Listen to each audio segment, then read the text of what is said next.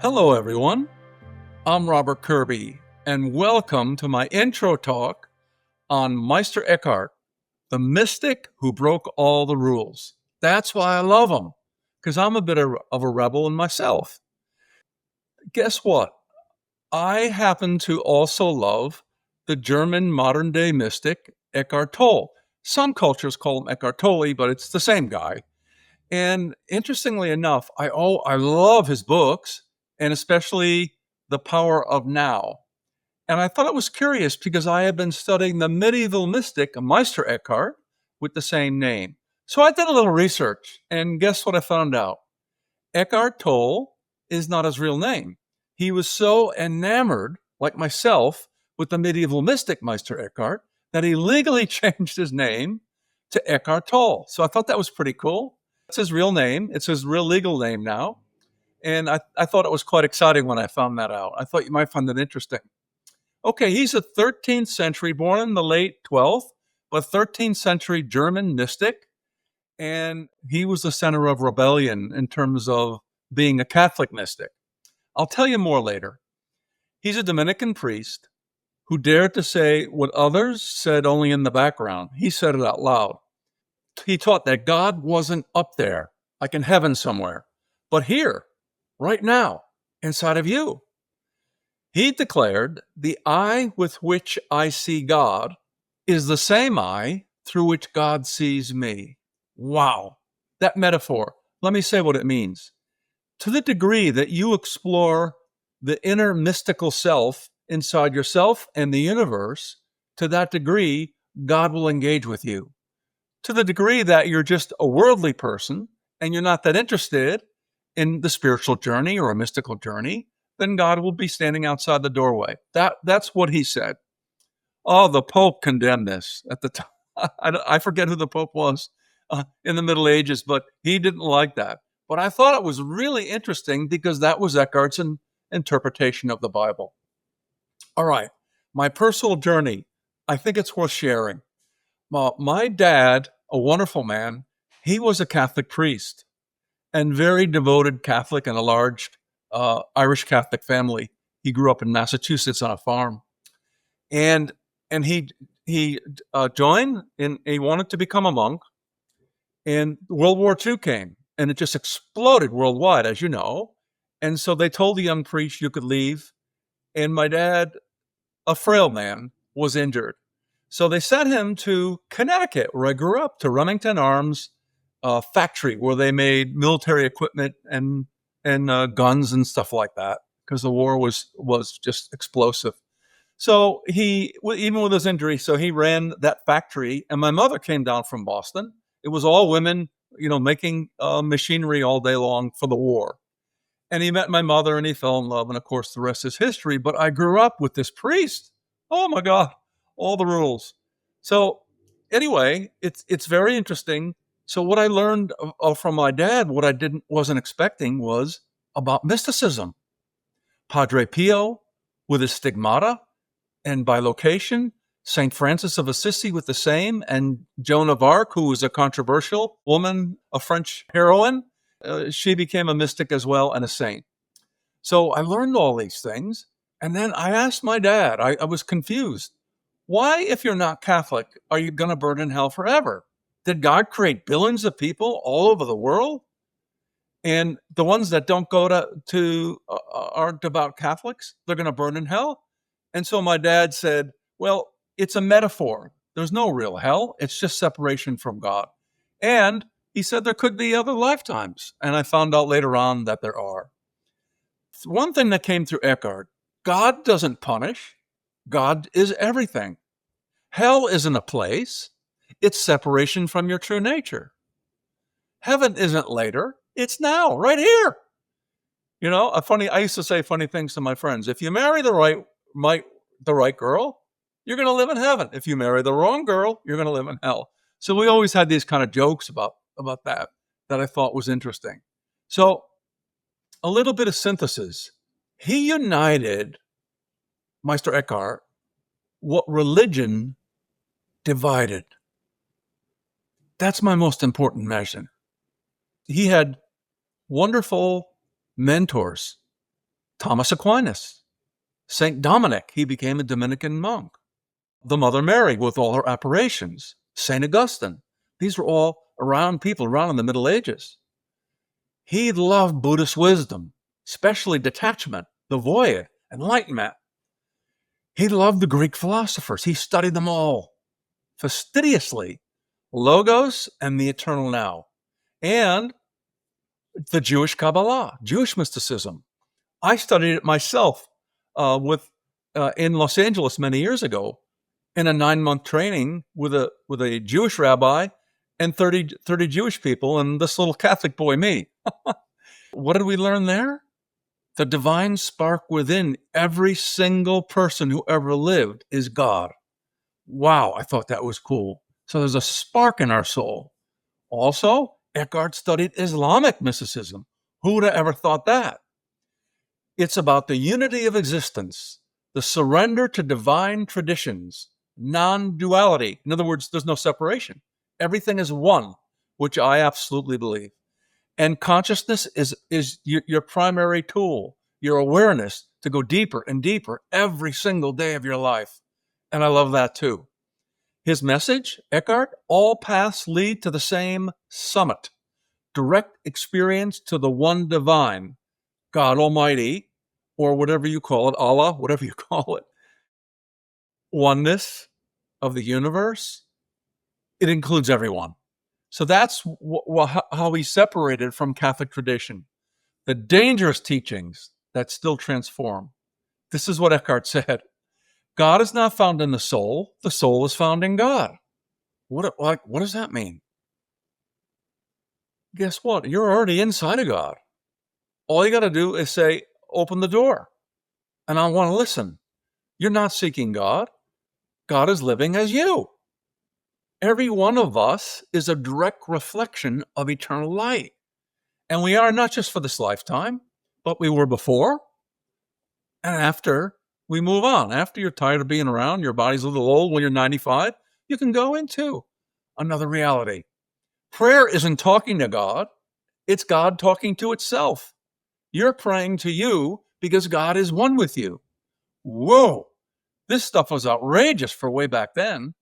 Prayer isn't talking to God. It's God talking to itself. So we are actually manifestations of the Almighty. Mostly, we just don't know it. I was taught by the priest that God's a zillion miles away, 50 million light years away, and I may never see him if I'm really, really lucky. Anyway, it's not cold indifference. This rule of detachment that Buddha said, it's not about I don't care about anybody. It's the opposite.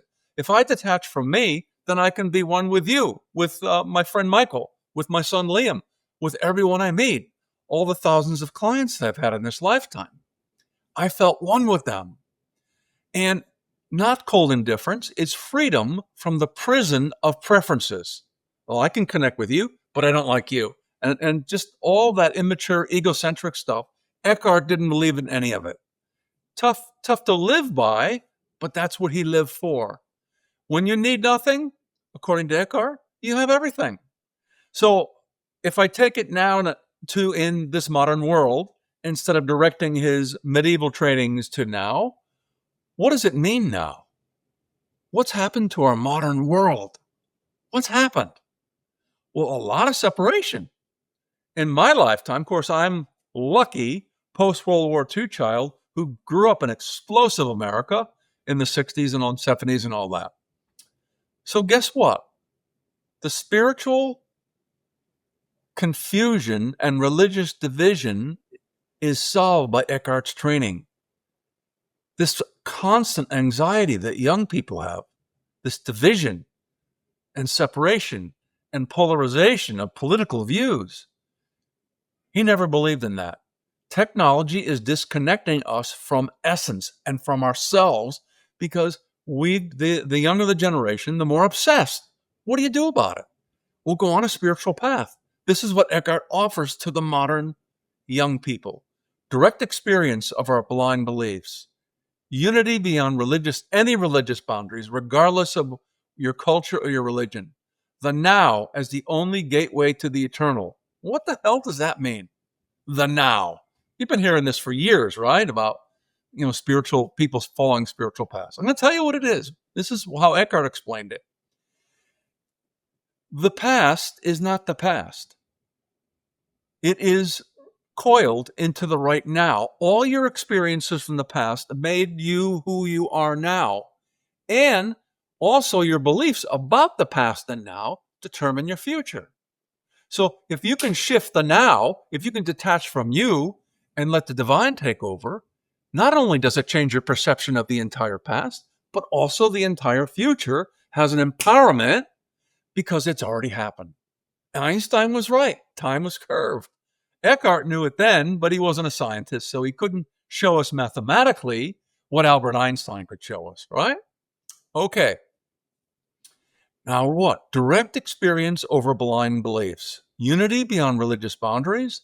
The now is the gateway to the eternal, and your true identity as consciousness itself. I'm excited to share and go into a lot more depth with you. I just wanted to give you a quick overview today, and I'll tell you one last story before I go. I'll just tell you quickly about what Michael and I decided would be appropriate for 2 30-minute deep dives. One talk, the breakthrough. Eckhart's direct path, the practice that dissolves the ego in minutes. Woo, you're going to love that. Next one, letting go, is more powerful than any prayer.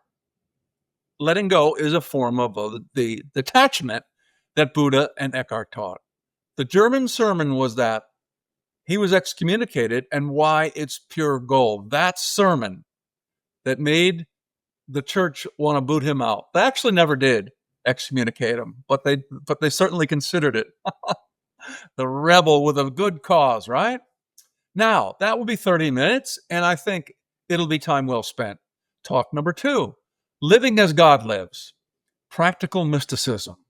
How to experience what Eckhart called the birth of God in the soul. God is born in you. So in a sense, the most powerful part of you is the part that God runs. Will you get out of the way? Well, that's what detachment is. The daily practice that transforms ordinary life into mystical experience. Why Eckhart said, if I had a God I could understand, I would never consider him God. And because this is what atheists say. Well, you can't measure God, so he's not real. Well, Eckhart's saying the opposite of that. God's beyond, God is the creator of all of this. He knows all of us better than we know ourselves. So he's everywhere. And so are you. You are everyone, and they are you. Time is all now, past, present, and future. The power of this now is seriously everything. I think that's kind of cool. I think that's kind of exciting. Your invitation to this awakening, Mike will give you all the details with Beyond Being Human, how to join, a little bit deeper dives into the legendary Meister Eckhart.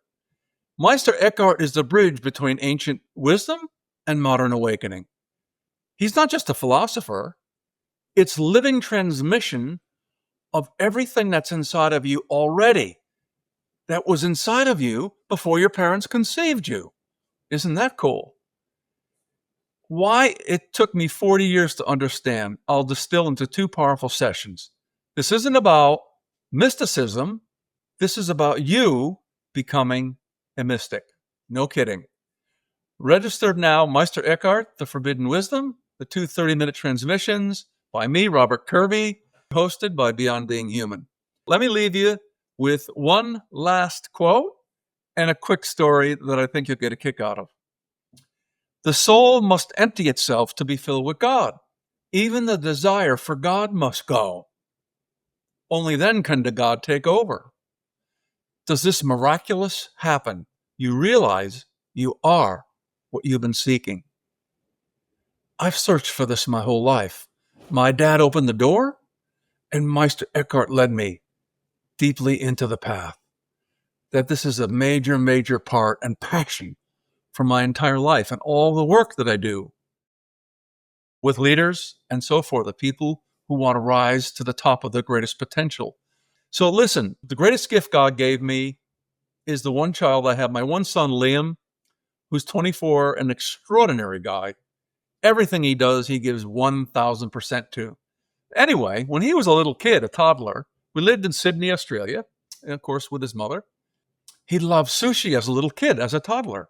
So I took him on the ferry into the city of Sydney, and the sushi place wasn't open yet.